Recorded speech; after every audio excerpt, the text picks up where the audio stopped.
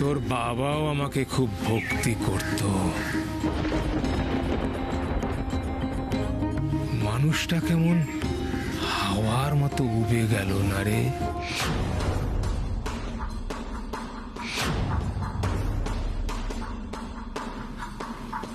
আচ্ছা, আপনি তো ত্রিকালদর্শী, তাহলে আপনি বলুন আমার বাবার এরকম পরিণতি কেন হলো? তাহলে বুঝবো আপনি ত্রিকালদর্শী।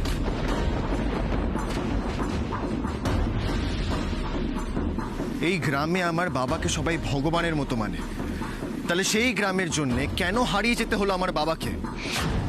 অনেক সময় সত্য এতটাই রূঢ় হয়ে যায় যে তাকে সহ্য করার ক্ষমতা সবার থাকে না।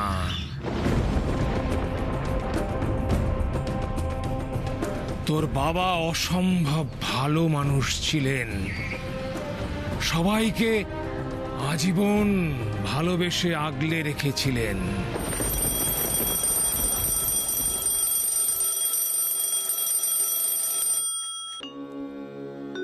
ॐ जवाकुसुमसङ्काशम् काश्यपेयं महादुतिम् ध्यान्तारिं सर्वपापघ्नं ভোর হলো, দোর খোলো, খোকামণি ওঠো রে। বাবার সাথে উদয়বাবু মাঠের পথে ছোট রে। বাবা, ওই ঘড়িটা রোজ আমার ঘুম ভাঙিয়ে দেয়, আমি মাঠে যাব না। এই দেখো পাগল ছেলে, সকালবেলা মাঠে গিয়ে ভোরের শিশির পায়ে না মাখলে চোখের জ্যোতিটা বাড়বে কি করে? তবে কি জানিস, সবার তো সেই ভালোবাসা বোঝার ক্ষমতা থাকে না।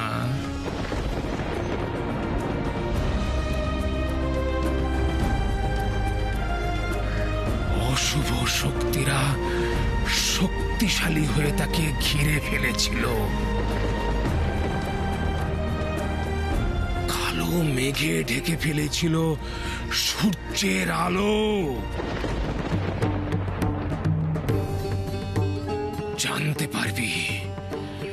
জানতে পারবি ওর সাথে কে বিশ্বাসঘাতকতা করেছে। ওর কাছের মানুষরাই, খুব খুব কাছের মানুষ।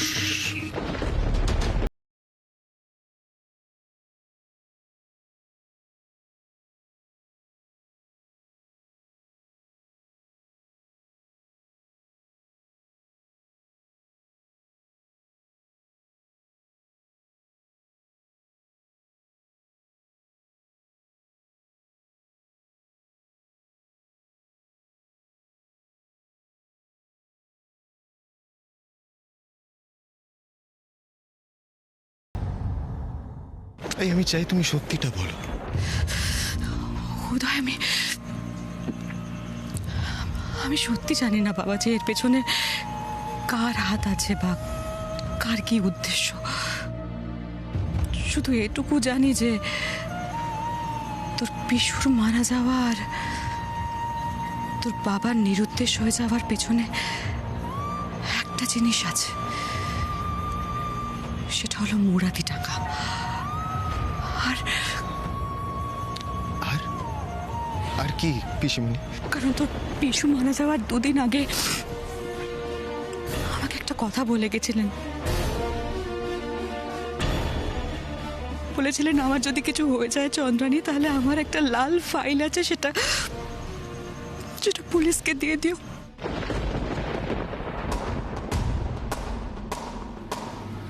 চোখ বন্ধ করে মনকে শক্ত করে রাখ, উত্তর তুই ঠিক নিজেই খুঁজে পেয়ে যাবি। শুধু মনে রাখিস, উত্তর জানার পর সেই সত্যিটা তোর পক্ষে মেনে নেওয়া কিন্তু খুব কঠিন হবে রে। সেই সত্যিটা তুই মেনে নিতে পারবি কিনা আমি জানি না। তবে এটুকু জানি, অন্ধকার কেটে গিয়ে একদিন না একদিন আলোর উদয় হবেই হবে।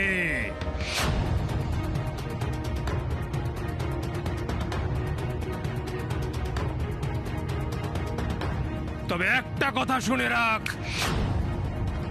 সামনের কটা মাস কিন্তু তোর জন্য খুব খারাপ। একটু সাবধানে থাকিস।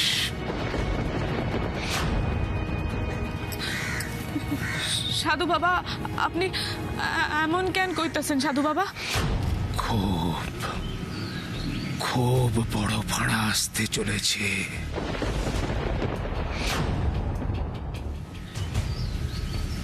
এমনকি ওর জীবনহানির সম্ভাবনা পর্যন্ত রয়েছে।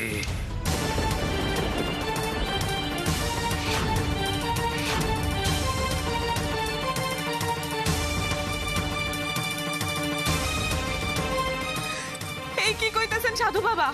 ঠিকই বলছি, ওর জীবনহানির সম্ভাবনা রয়েছে। সাধু বাবা, এর কি কোনো প্রতিকার নাই? ও, আপনি তো ত্রিকালদর্শী, তাহলে তো প্রবলেম সলভ।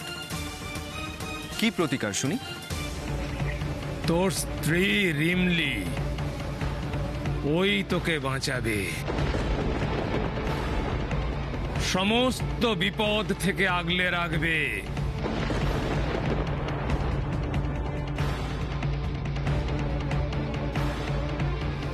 রিমলি তোর প্রাণ ভুমরা, তোর সমস্ত বিপদের রক্ষা কবচ।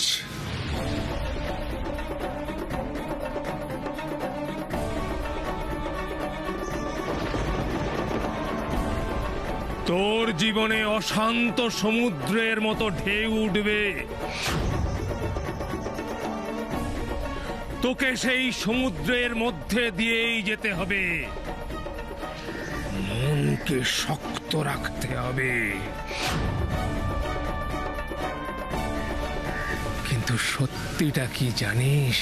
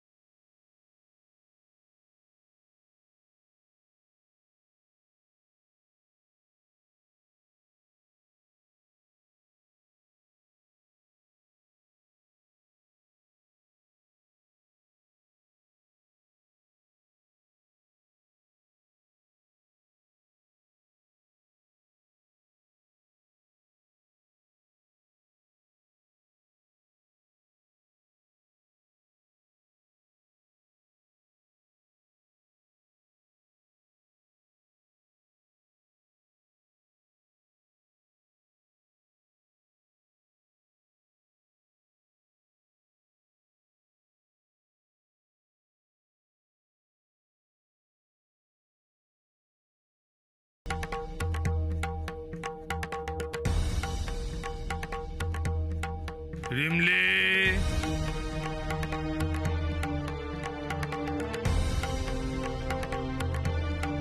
যুগে যুগে তোর মতো মারাই এই ত্রিশূল হাতে অসুরদের দমন করেছে।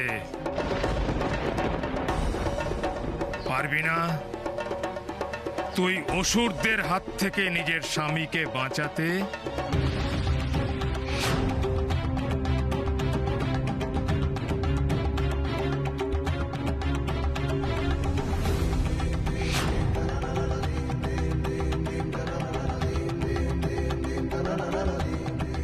এই ত্রিশূল হাতেই তোকে অসুরদের দমন করতে হবে মা।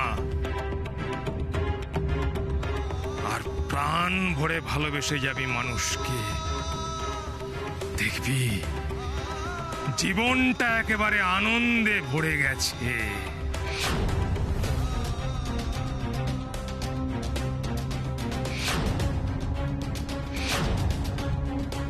শিব শম্ভু, শিব শম্ভু, শিব শম্ভু।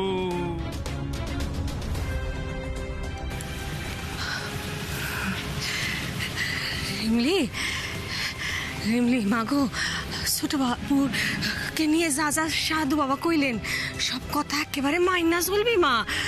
ছোট বাবুর হাত কখনো ছাড়বি না। বিপদ আসলে আসুক, তুই ছোট বাবুর হাতখানা একেবারে শক্ত কইরা ধরে থাকবি, কেমন? বাবা কি কইলেন শুনছোস? তুই হলি ছোট বাবুর পরাণ ভোমরা। ওনার পাশে কি কইরা থাকুম মামি, আর একটু পরেই যে উনি আমায় সাইরা চইল্লা যাইবেন।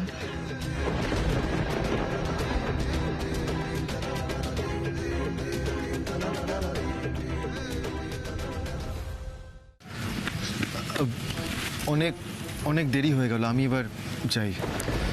এটা কি কইরা হয় ছোট বাবু? আপনি অষ্টমঙ্গলায় আইছেন, আড়াইটা দিন তো এখানে থাকার কথা। আপনি এইটা কি কইরা হইব কন্ত? আপনি চিন্তা কেন করছেন? রিমলি তো এখানেই থাকছে, আমি কলকাতায় ফিরে যাব। ও মামা, তুমি না ওনারে থাকতে কই না মামা। দেখো ওনার তো এরকম কষ্ট করে থাকুনের অভ্যাস নাই। এখন তুমি জোরাজোরি করলে উনি বোধহয় রাজিও হয়ে যাইবেন, কিন্তু তাতে তো ওনার কষ্ট হইব, তাই না? ওনার কষ্টটা তো আমি বুঝি। আমি কইতেছিলাম কি, ওই রাজুরে কইয়া একটা টেবিল ফ্যানের ব্যবস্থা আমি কইরা ফেলাইতে পারি, যদি তাইলে উনি রাতটুকু থাইকা যান।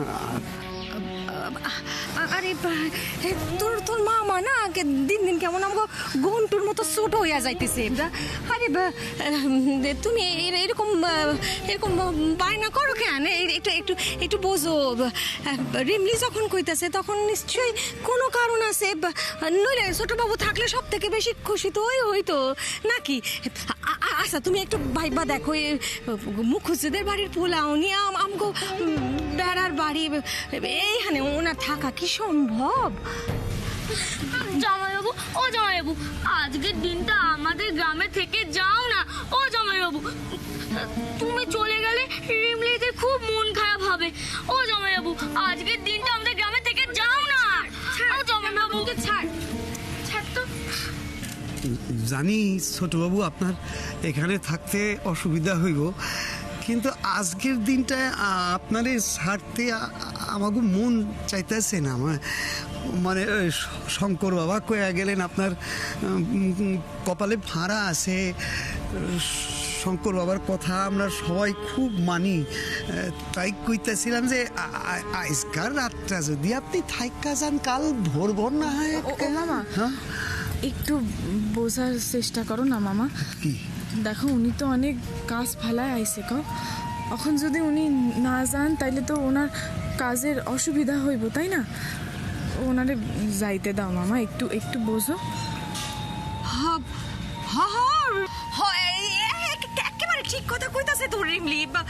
উনি কাজের মানুষ, ওনারে এমন করে আটকায় দেওয়া ঠিক হইব না। তুমি একটু বোঝো।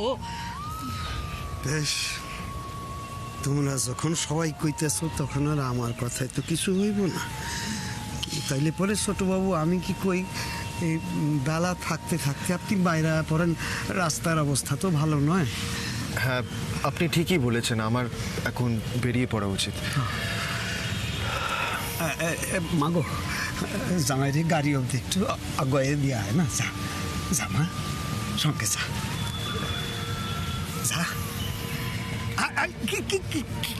কি করতেছেন? এটা কইছে না।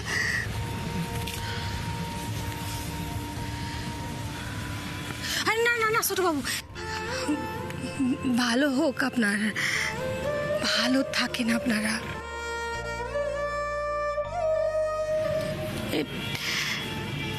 ছোট বাবু, আমি রিমলির মুখ থেকে সবটা শুনছি।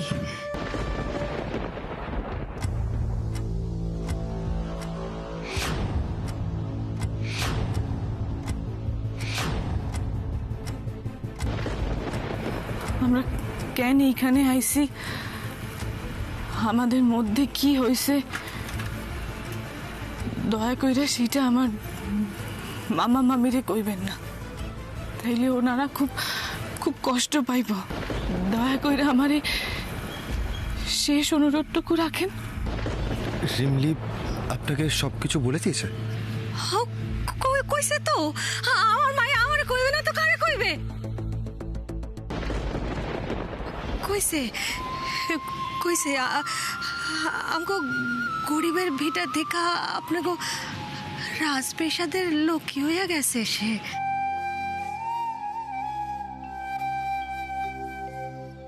কি কম ভাগ্যের কথা?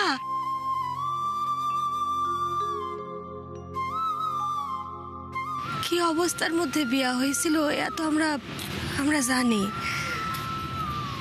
হঠকারিতার মধ্যে আপনি সিদ্ধান্ত নিয়ে মায়ারে ঘরে তুললেন। আপনার ঘরের লোকজন তারে মাইনা নিছে, ভালোবাসে, কি কম কথা ছোট বাবু? তুমি এবাড়ির কাজের লোক ছিলে, আছো, আর তাই থাকবে। আর আজ যে ঘটনাটা ঘটে গেছে তার কোনো চিহ্ন আমি তোমার শরীরে আর দেখতে চাই না। এই, এটা কি? What is this nonsense? Lassi ওই ছোট ম্যাডাম তো কইলে না।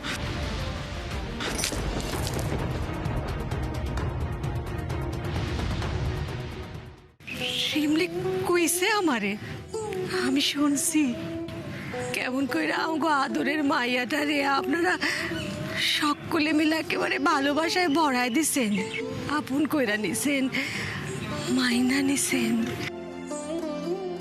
আমরা চক্ষু দিয়া দেখি নাই, তাতে কি কানে শুনছি তো, একে কম শান্তির কথা?